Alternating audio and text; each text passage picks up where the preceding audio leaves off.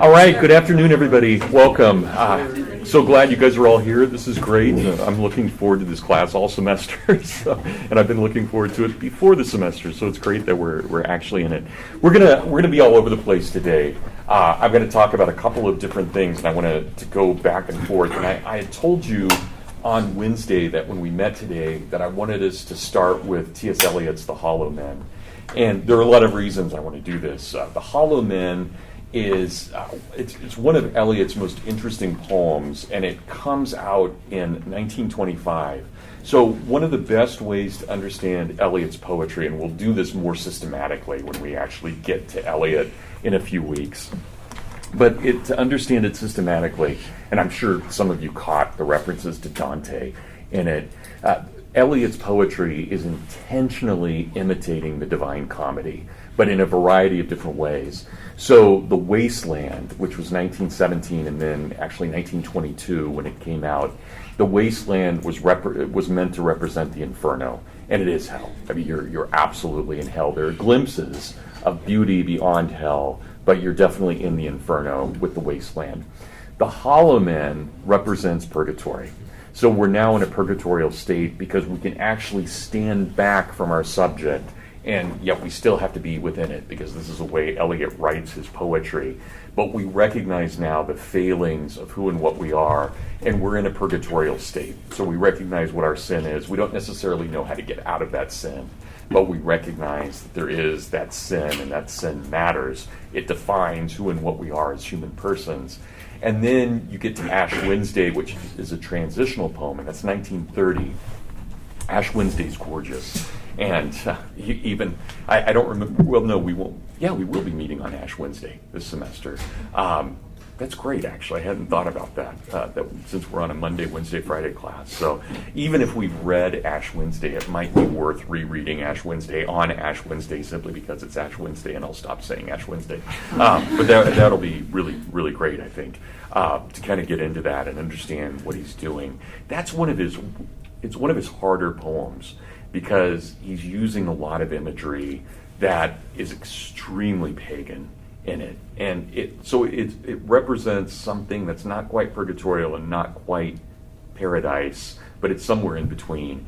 And then we get to the four quartets, and the four quartets, if I can throw the gauntlet down for a moment, I think the only work of art in the 20th century that rivals the four quartets is Tolkien's Lord of the Rings. I think that when it comes to an actual expression, especially of Christianity in art, I'm not sure anything has done it better than the four quartets. And it is a glimpse of heaven. There, you are truly standing within the miracle of the incarnation, which is why there are the four quartets, because he's taking the whole idea of earth and wind and air and water, and he's sanctifying them. He's showing that the great four elements of the Greeks actually only find their fulfillment in the incarnation of Christ, which is both a representation of those four elements, but also transcendent of those four elements as well. But let's look at the Hollow Men. And I guess it's a little odd to start with Eliot in the middle of purgatory, but I do think it gives us a very good sense of what Eliot is thinking in his own life. And we'll get into this more later. Eliot has a terrible marriage, absolutely terrible first marriage. They don't get along. She is probably quasi-abusive in that relationship. She's certainly very mischievous in the bad way in that relationship. She's having affairs on the side, and she's pretty open about it, like kind of rubbing his face in the fact that, anyway, we can get into that more later, but they have a pretty difficult life. And Eliot's not Christian yet. Eliot won't convert to Christianity until 1926, 1927, and this poem is 1925. But you can see, even in that poem, and in The Wasteland as well, there's so many glimpses of what Christianity is and what Christianity can be. He was raised Christian. He was raised in a kind of very loose, quasi-Calvinist household. They were really more Unitarian than anything else in St. Louis. But that faith meant very little to him. And in fact, in some of his poetry, he absolutely mocks the faith of his childhood because he believes it was really superficial. It was basically people just trying to show that they were good people, and therefore they went to a church. But the church meant nothing to them except for social status to kind of show who and what they are. And Eliot's disgusted with that, and he wants us to try and figure out what the essence of something is. So The Hollow Men is an October poem. It's a poem that deals with the autumnal understanding of who and what we are, but it does glimpse springtime in some way. But it's meant to kind of figure out what it is in terms of trying to figure out the human person. So we're actually going to listen to Eliot read this, and I'm going to type in my password here. Everybody, do you have a copy, or at least, you can, if you need to get one online, that's fine. Feel free to do that, just so you have it somewhere. Okay, and hopefully everybody can shut the door. So, for Professor Stevens, so that he doesn't listen to us. Okay, this is Eliot reading his own poetry. He actually recorded all of his poetry during his lifetime. It was an incredible blessing for us. He has a great voice. He's from Missouri, and he still has an English accent, and that's kind of weird. But you gotta figure out where that English accent actually came from, since he's from Missouri. He's from St. Louis, right? We are the hollow men. We are the stuffed men, leaning together, headpiece filled with straw, alas. Our dried voices, when we whisper together, are quiet and meaningless as wind in dry grass, or rats' feet over broken glass in our dry cellar. Shape without form, shade without color, paralyzed force, gesture without motion. Those who have crossed with direct eyes to death's other kingdom remember us, if at all, not as lost, violent souls, but only as the hollow men, the stuffed men. All right, let's stop there for a moment. What's Eliot trying to do here, and what kind of images do we get? Remember, this is imagist poetry, right? It's not meant to rhyme. It's not meant to have a meter to it. It is meant to shock us in terms of expressing what these ideas might be. So what's Eliot presenting here? Sydney? He's he's almost presenting these men as scarecrows that lack a mind, but more importantly, almost a heart, or like an animating force. So there's almost a disconnect between like the shape and form, the shade and the color, action and thought. I don't know. And who do you think he's talking about? Well, I'm not certain, exactly who he's talking about. More, symbolically, he's kind of talking about, I thought, either people who are in purgatory, who are neither, saved or not saved. They also kind of resemble the souls that are in the vestibule of hell in Dante's Inferno, who, deserve neither praise nor blame because they didn't really commit to either side. I don't know how it directly applies to, our lives. Yeah, no, that's a very good insight. Eliot was absolutely fascinated with the idea of being lukewarm. He hated it. He writes about this constantly, not just in his poetry, but in his prose, that one of the worst things that can happen to a person is to be lukewarm. It's better to be evil and actually have some purpose than it is to be lukewarm, right? And you think about that scripturally. Jesus spits out of his mouth the lukewarm, right? Those people who don't commit. So there is something to this. Anybody else on this? Let's think about this for a moment. What's the image that we get? And I think Sydney's absolutely right. We have an image here of a scarecrow, and we have an image of, you can even think of an autumnal scene as we're driving across the countryside and we're going by farmers' fields, and they have this scarecrow or scarecrows within it. Yeah, what's your name? John, thank you. I think actually just a context question. So, wait, what's your last name? Biscaro. Good, thanks. So would he have the understanding of purgatory, if that's what he's referencing here, purgatory as a limbo, or purgatory as purgation with the goal of getting salvation? Yeah, he is so at this point, purgatory is just an image. right, for him.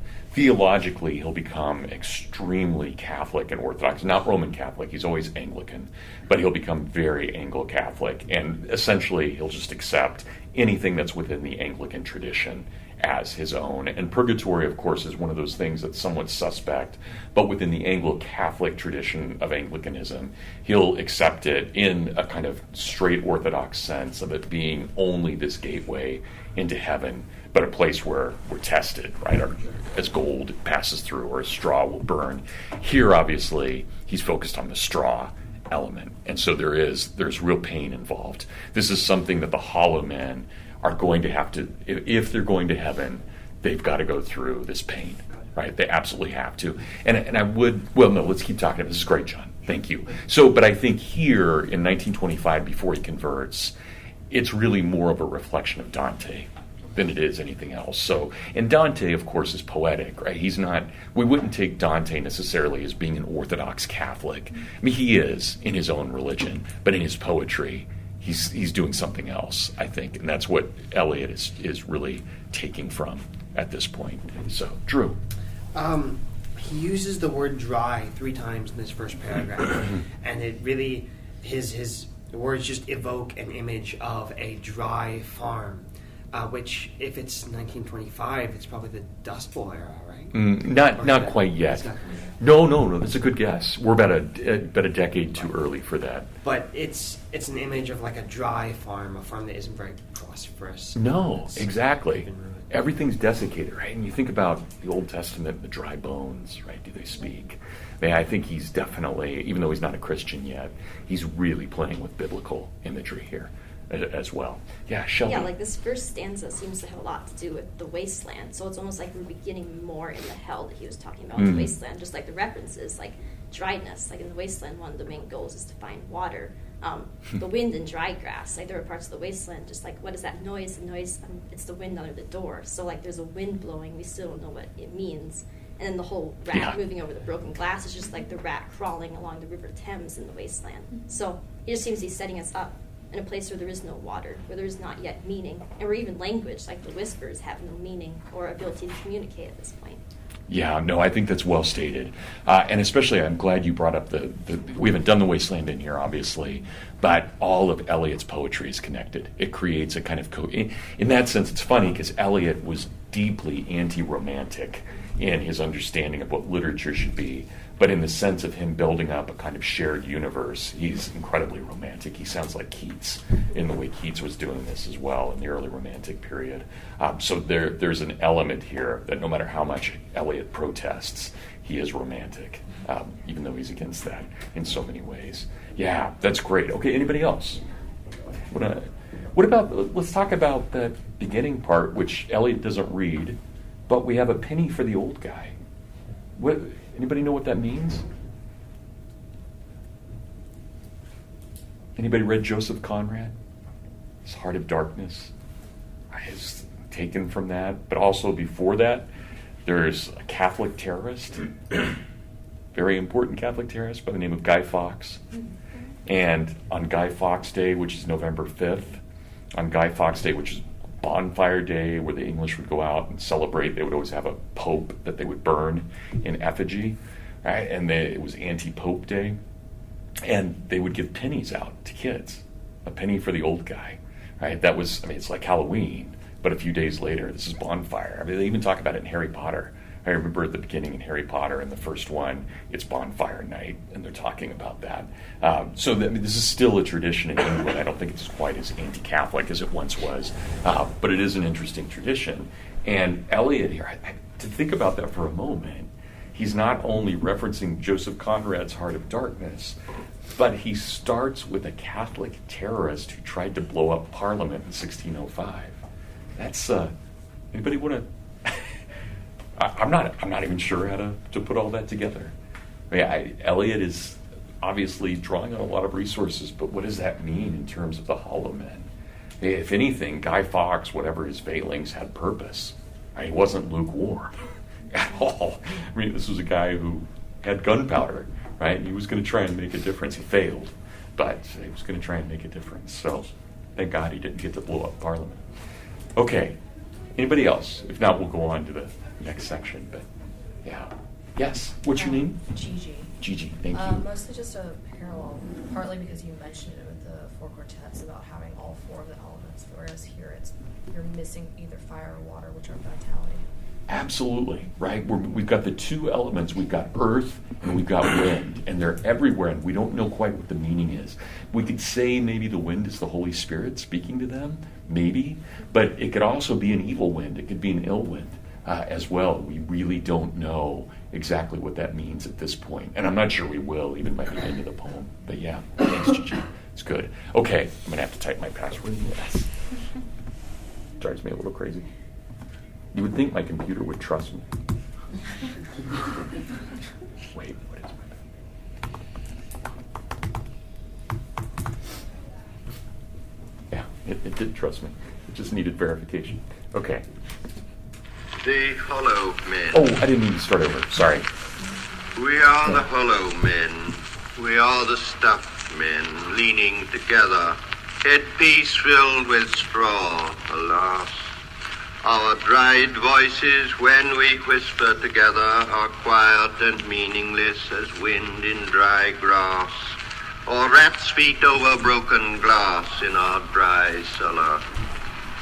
Shape without form, shade without color, paralyzed force, gesture without motion.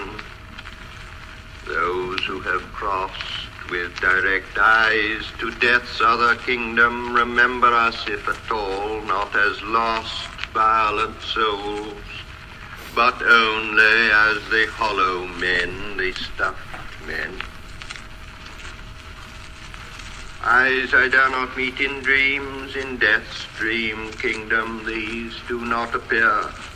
There the eyes are sunlight on a broken column. There is a tree swinging, and voices are in the wind singing, more distant and more solemn than a fading star. Let me be no nearer in death's dream kingdom.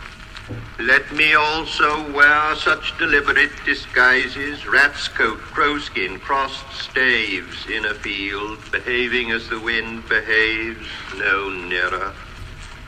Not that final meeting in the twilight kingdom. This is the dead land. This is cactus land.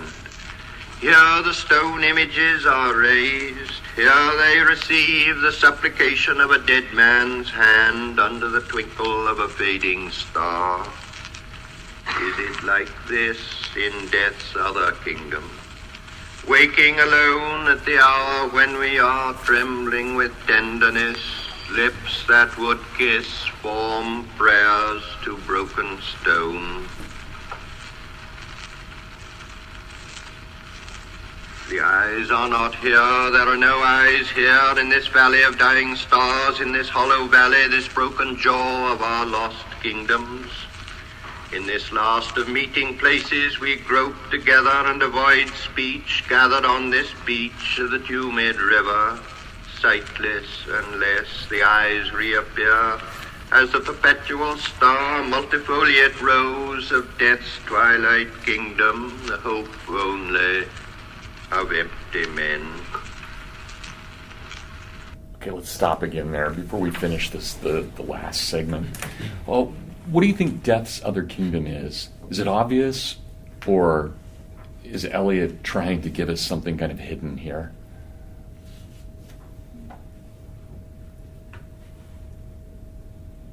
And what do you think? I mean, it's not just that. It's not just death's other kingdom. But who seems to be the ruler of death's other kingdom for Eliot?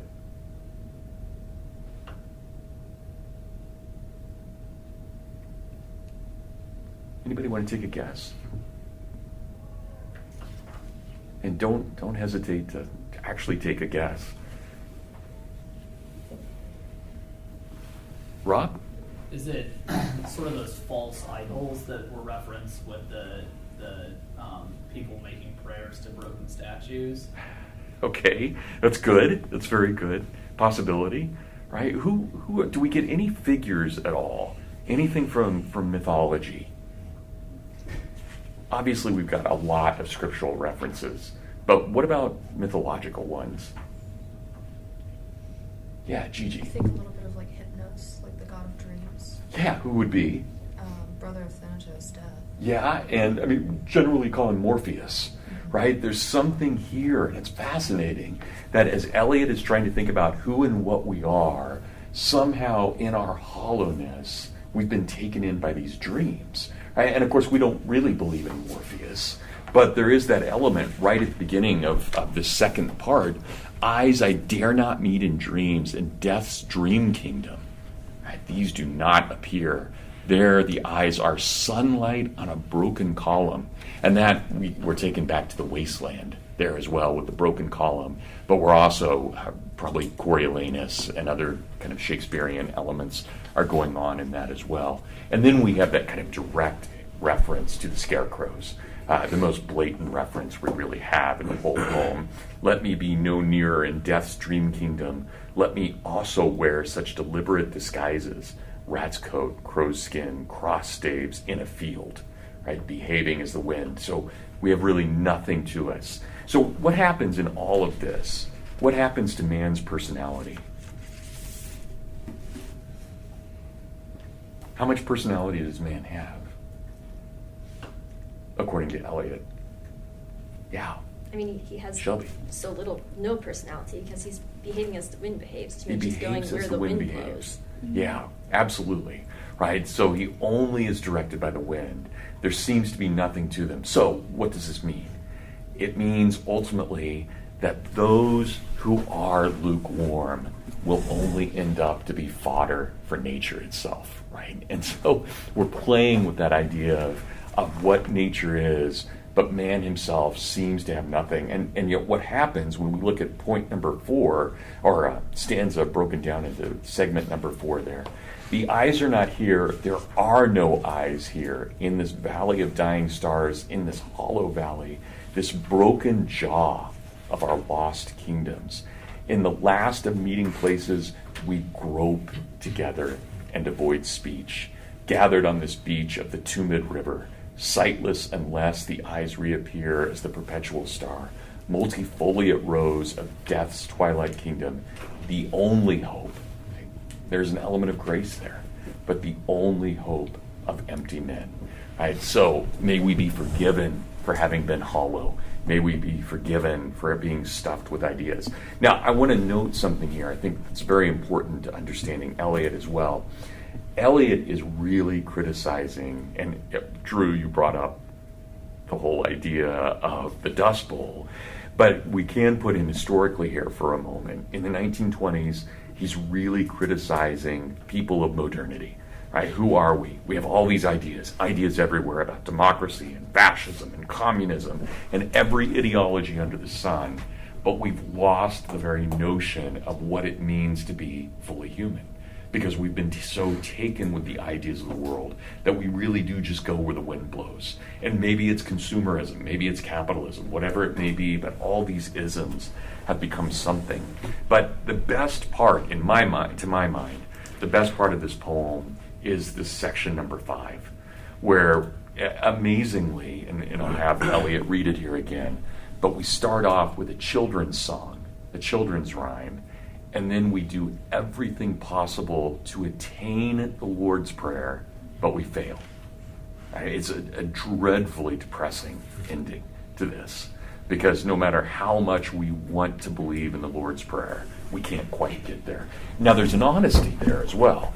Eliot, of course, is truly groping, and he is trying to use the language of tradition and the language of religion to find what really matters, but he can't do it.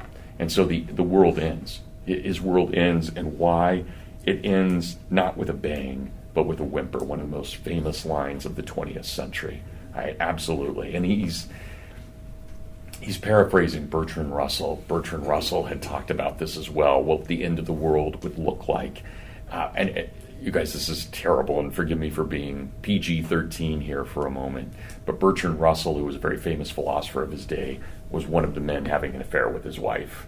So there's a lot of soap opera-ish stuff going on in this as well. And Eliot knew what was going on because, again, his wife kind of rubbed his nose in this. All right, let's finish this. Here we go round the prickly pear, prickly pear, prickly pear. Here we go round the prickly pear at 5 o'clock in the morning. Between the idea and the reality, between the motion and the act, falls the shadow, for thine is the kingdom. Between the conception and the creation, between the emotion and the response, falls the shadow. Life is very long. Between the desire and the spasm, between the potency and the existence, between the essence and the descent, falls the shadow, for thine is the kingdom, for thine is, life is, for thine is the, this is the way the world ends, this is the way the world ends, this is the way the world ends, not with a bang but a whimper. And there's Eliot. I don't know what you guys thought of his voice. I actually like it, but I still can't quite figure out that accent, where that's coming from. Having grown up in Kansas, I can assure you that most people in St. Louis do not sound like that at all. But he really does have that great, deep, resonant voice. Wonderful. But I love this. Right? Think about the way the poem is written. I mean, the actual layout of the poem, where we have, for thine is the kingdom. Right? He's struggling. He wants to find that, and we've just had that platonic, absolutely platonic idea. Between the idea and the reality, between the notion and the act, falls the shadow, right? This is everything. We live in a shadow world. We live in a world, we're in the cave. And because of that, we see only shadow after shadow after shadow. And even our shadows form shadows in some way. We're between the idea and the reality. So we have this very platonic statement. And yet then it's juxtaposed over on the left side of the page, for thine is the kingdom. And you can feel it, the kingdom, the power, and the glory, now and forever. I mean, Eliot is struggling here, and he wants to be able to say it. But then he only responds into despair. Life is very long. There's this moment of, can it just end here, rather than us going through all this? And then we get this, and I don't know exactly where this is from. I think it's another kind of philosophical statement, but it's not Plato. Between the desire and the spasm, between the potency and the existence, between the essence and the descent, falls the shadow. And once again, he tries, even after saying life is very long, he tries, for thine is the kingdom. And then it falls apart. For thine is, life is, for thine is thee. He can't do it, right? He hasn't made it. And he hasn't been given the grace to do it. That won't come until the four quartets. But it's one of the reasons I wanted to start with this, even though it is very dark. I think it's really important, because when we get to the four quartets, which will be a while, but when we get to the four quartets, we'll see that he really has been given the grace to write about these things. So Eliot's poetry is this attempt for him to figure out himself. It's autobiographical, but at the same time, it's shockingly humane in the way that he's trying to present this. And so what happens, this is the way the world ends, not in some kind of dramatic, great fashion. We're not going to go down in a blaze of glory. It's just going to end with a whimper, right? And there is something, I mean, again, I don't mean to be too dark about this, but you think about those kinds of people in history who've been able to make famous last statements on their deathbed. People like Edmund Burke, who said, "We all die, so when you die, die with a sword in your hand." Who wouldn't want to say that at the end of your life? I mean, or John Quincy Adams, who died giving a speech on the House floor, right? I tease my kids, but I desperately want to die in the classroom. I don't want to die now, but when my time comes, I just want to be, like right here and just fall over. Nobody would forget that, ever, right? That would be awesome. And but most of us will probably just say something like, "Oh, crud," right? And that'll be it. So in a sense, probably a lot of life does end in a whimper, not with a bang. But of course, then you've got the next moment, right, where you're actually confronted by God. And obviously at that point, you don't want to be lukewarm in any way, shape, or form. And Eliot, even as a pagan here, gets that. He understands that there has to be something to this. So, anybody have any final comments or thoughts about this poem? We're going to come back to it. We're going to read it again. and we'll put it into context in the context of the wasteland up through the four quartets. But I think it's good to think about now. Yeah, what's your name? I'm Ethan. Ethan, thanks. So you're talking about how this is, at least in some part, like Eliot's critique of like modern. Right, I didn't go in. Yeah. But I thought it was interesting, at least in stanza 2 and stanza 4, there seems to be this like intentionality of like being a hollow man, like disguising yourself or avoiding speech speaks to some like willfulness or intentionality. I just thought that was interesting and wonder like if that's there or if it's yeah. something else. No, I agree with you, and I think that's a very good insight. I mean, he's clearly trying to make some kind of statement about what's going on in the larger world at that point. And I think we could probably disagree or agree on some of these things, but if you put, for example, stanza 4, if you look at it in light of the wasteland, it seems to be the case that Eliot is really criticizing a kind of mass way of thinking. He's criticizing whether it's fascism or democracy. He's criticizing the idea that we can all, right, there are no I's in all of this, and yet we're in some kind of weird collective in this. And then we grope, right? There's a kind of almost sexual imagery in that. It's like we lose who and what we are in the crowd, and then we become this almost undifferentiated mass, which would have been terrifying to Eliot, I think, to most right-thinking people at the time. But very worried that this is what we become. All we care about is the latest fad, or all we care about is the latest iPod or iPhone, whatever it may be. Right? I'm dating myself. iPods no longer exist, but the iPhone. And there's nothing. Obviously, there's nothing wrong with owning an iPhone.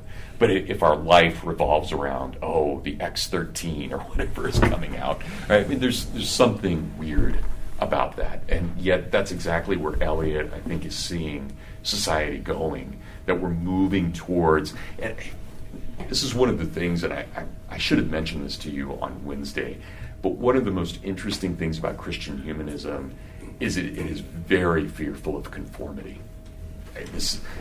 Russell Kirk, who's I think one of the great Christian humanists of the 20th century, but Russell Kirk said in his own ideas of what we should conserve, he said that we should always believe in the proliferation of variety. And it means that each one of us is unique, even though we reflect the infinite. We do so in a finite way, but there are an infinite number of finite possibilities for us each to bear the imago Dei. So we're made in the image of God, but because God is infinite, our images never overlap one with another, except we share a common humanity. So you, Ethan, will always be Ethan, a distinct personality in and of yourself. And that's the kind of thing I think Eliot is really trying to get at here, that we have to have that personality. Now, he doesn't want personality to become so gross that you begin to believe that you're superior to someone else, but you never want it to be so inferior that you become just part of the common mass as well. And I do think that in the Hollow Men, he's really trying to challenge that idea that we just become a part of this mass movement. So I think what you saw in stanza 2 and stanza 4, I would agree with you completely. I think those are there. Yeah. Regina.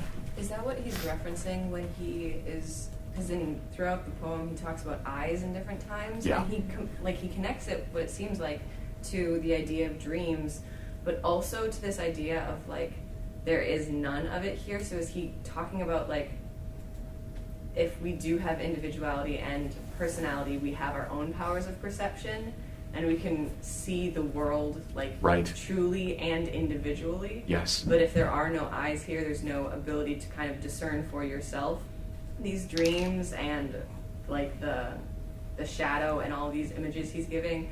There's no ability to kind of like weed through all of the image or the ideas that we're stuffed with. No, absolutely. And you think about, just think about how important eyes are to us. I mean, aside from the fact that they allow us to see, whenever we talk to someone, we look in their eyes.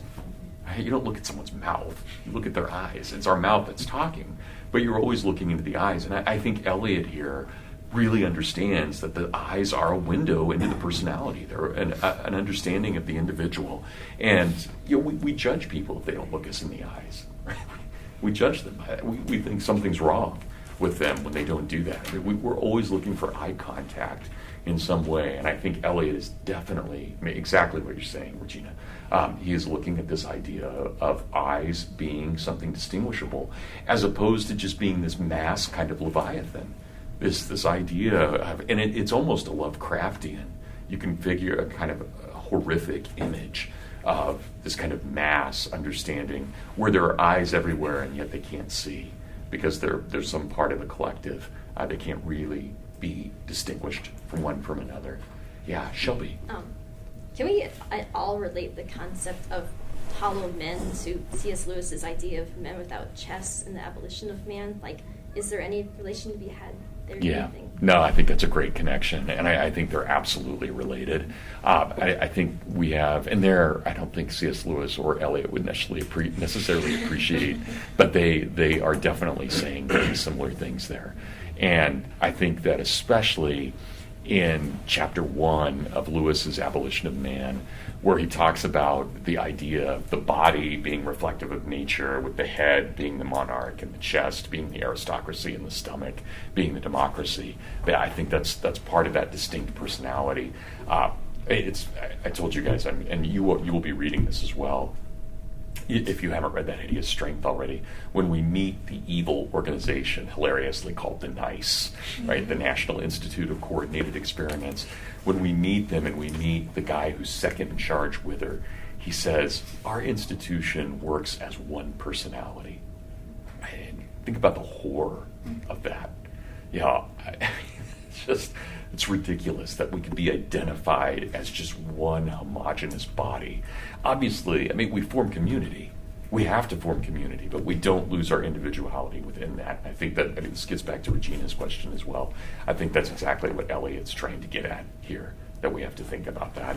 But there's a sense in which we have become so taken with the fads of the day that we've lost our sense of individuality as well. And that's a worry to all 20th century Christian humanists. I can't stress that enough.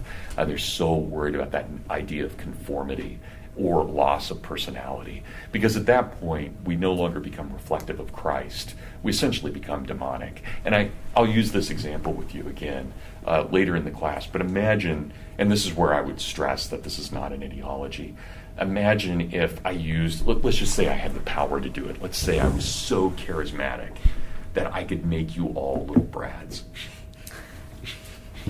I mean, that would be evil. Even my own daughter, if I made Gretchen, if I raised her to be just another little Brad, that would be diabolic. That's what the devil does, right? Jesus wants you to be unique. Jesus gives you certain gifts. He gives you certain abilities. And that's a huge difference, I think, in understanding the kind of Christian humanist vision versus the ideological vision. They want a bunch of little Hitlers. I mean, that's what they want. They want you to be a cog in a machine. Whereas I think the Christian humanist absolutely desires you to be unique in the sight of God in some way. So, yeah, John. I'm curious too, like throughout the poem, at the beginning especially, and explicitly in the second stanza when he's talking about scarecrow, and then he wants to put on the garments of a scarecrow. Yeah. He speaks very little about like the function of a scarecrow. Right. Like in the real world, like right. scaring off crows from crops. Yeah. Right? So it actually has a good function, right? Yeah, it's a good function. But so is he writing this as a warning to us to not be lukewarm and to scare us off from this place where, you know, their personalities and their beings go along with the wind? Yeah. And there's little explicit connection between function yes. and form. Yeah, and of course he plays with that idea, right? We're looking between the shadow and the motion. We're looking between the reality and the motion. So he's absolutely juxtaposing these things. And I think in many ways, Eliot is saying that the scarecrow has actually a serious purpose. You don't, right? That the hollow men are less than the scarecrow. The scarecrow actually has a function. You don't. And that's where he's playing around with those opposites and those kinds of ideas of tension in that. And again, getting as we see in point 5, between the reality and the motion, the idea is kind of lost there. Yeah, that's a great insight. Thank you. Good. Anybody else? If not, I'm going to switch to something else. I didn't mean for us to spend this long, but I'm glad you guys were interested. So on this, and hopefully that wasn't dry or boring. I just think Eliot's endlessly fascinating, and especially that desire to get to the Lord's Prayer. I love that. There's so much honesty in that. Okay, so we've only got about 9 minutes left, and there's some other things that I want to talk about as we get to this, and I'll bring these back up on Monday when we get together as well. But I want to try and figure out the context of why these ideas arise when they do. And I've already given you a hint. Christian humanism almost always arises when it does, whether it's Paul at Mars Hill or whether it's Erasmus and Thomas More in the English Renaissance, or whether it's the present day of the 20th century. Christian humanism almost always arises as a reaction against certain ideas that are going on in the world that it's trying to combat. And it can take a number of different forms because it's not ideological, but it is responding to ideology. So at a time period, say in the 1920s, and those of you who have me in American heritage will remember dealing with this, but it's fascinating if you would just ask, even at a place like Hillsdale, which has a certain kind of purpose, if you would ask somebody in the 1920s what it really meant to be an American, they would have had a very difficult time answering that. And they may have said something like, well, maybe it means being a capitalist, but then of course you get to the Great Depression and all that falls apart. And we find that this is a common problem in the 20th century. We know that, for example, during the Korean conflict, when soldiers were taken as prisoners of war and they were indoctrinated by the communists, they rarely had any answer to trying to define what it meant to be an American, aside from saying we're not communists. And it's one thing to be against something, and that's fine. We should be against communism. We should be against fascism. But it's another thing not to know what you actually believe in. And so a huge part of what Eliot's getting at in the Hollow Men, but also the Christian humanists overall, whether we're talking about someone like a Jacques Maritain or a Willa Cather or all the way up to a Flannery O'Connor, when we think about what they're trying to do, they're all trying to give us a positive understanding of the human person. So it's not enough to say we're not this thing. And there's a great tradition of that. I mean, theology in many ways is developed because we're not this thing. We're not heretics, right? Heresies are very important for us because they allow us to understand what is not true. And we understand then what is not true by looking at what is true, but by seeing that it's juxtaposed with this false idea. And so this is the same kind of thing in the 20th century. We know that fascism and communism are wrong, but what does that mean we are? And so those are the kinds of things that the Christian humanists are trying to address, and therefore they get to those essential questions. And one of my, Peter, I don't want to embarrass you for a moment, and my goal is not to embarrass you, but one of my best friends on campus is Peter's dad. I love Dr. Kaltoff. He's that great, imposing figure you see walking across campus, right? Peter's that happy, imposing figure. Dr. Kaltoff is that menacing, imposing figure. But one of the very first things when I had my job interview here, Dr. Kaltoff asked me in the job interview, what is man? What is God? What is man's relationship to God? And those are perfect Christian, humanist, liberal arts questions. What are we? So again, it's not enough to say, well, I'm not this and I'm not that. That's fine. But we have to be able to say what we are. And therefore, I want us to think about what we are. And so I want to give you a figure, someone who's prior to our time period as we focus here, but someone who I think understands the very nature of what we are. And this, we're not going to have time to finish this today, but we'll at least get into it. I want to look back to Edmund Burke for a moment. I think Edmund Burke is that great transitional figure between the English Renaissance of Thomas More and Erasmus and the modern kind of Renaissance of Christian humanism in the 20th century. Burke really was the great Augustinian Platonist of his day. Burke, of course, was a political figure.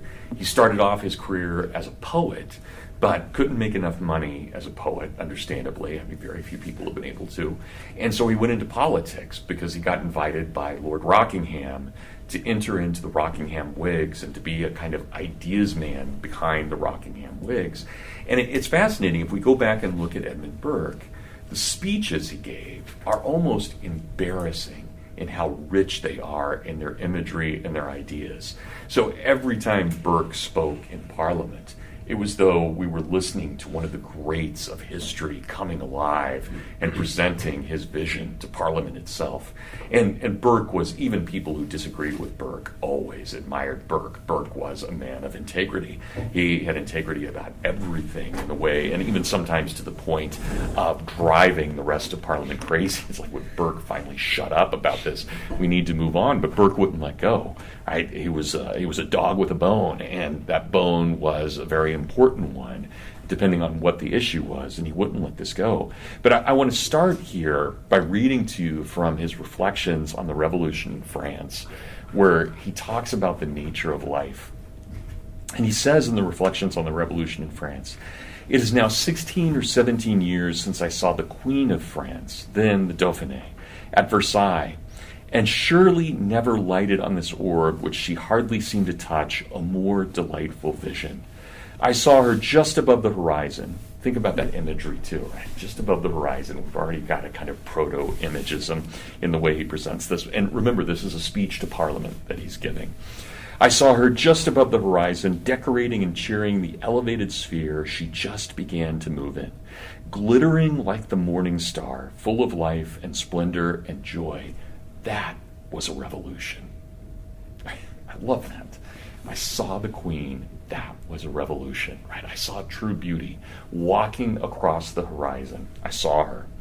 And what a heart must I have to contemplate without emotion the elevation and the fall, right? This is now after the Queen has been taken down by the French Revolution. Little did I contemplate without emotion that elevation and the fall. Little did I dream when she added titles of veneration to those of enthusiastic, distant, respectful love, that she should ever be obliged to carry the sharp antidote against disgrace concealed in that bosom.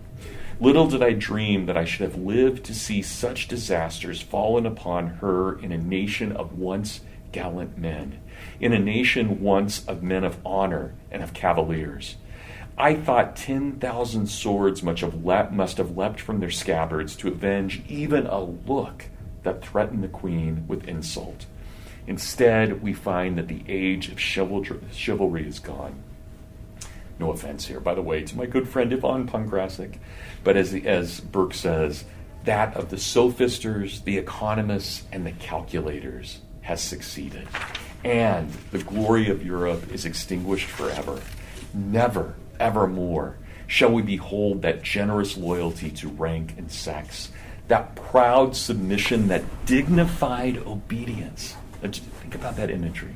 A proud submission, that dignified obedience, that subordination of the heart which kept alive, even in servitude itself, a spirit of exalted freedom. They're also thinking about the juxtaposition we saw in Eliot. Think about, and Eliot loves Burke, by the way, not surprisingly. But think about how Burke put that. Never, nevermore shall we behold that generous loyalty to rank and sex, that proud submission, that dignified obedience, that subordination of the heart which kept alive, even in servitude itself, a spirit of exalted freedom. There is no liberty without order, right? There is none. Right? It is only in order, only in God's rules that we can be truly free. And it's one of the great paradoxes of life. Our freedom comes within the order of rules itself. And here comes the best part. This is where Burke could write like nobody's business. This was the unbought grace of life. I mean, what a beautiful phrase. The unbought grace of life. Nobody in this room has done a single thing to deserve the grace of God's love. We don't deserve the incarnation. We don't deserve the resurrection. We don't deserve any of that. And yet God, in his faithfulness and his love to us, has given us each that. We each are living and breathing at this moment because of the unbought grace of life, right?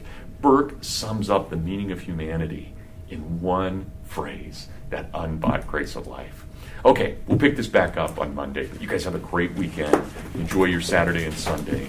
And I'll look forward to seeing you on Monday morning.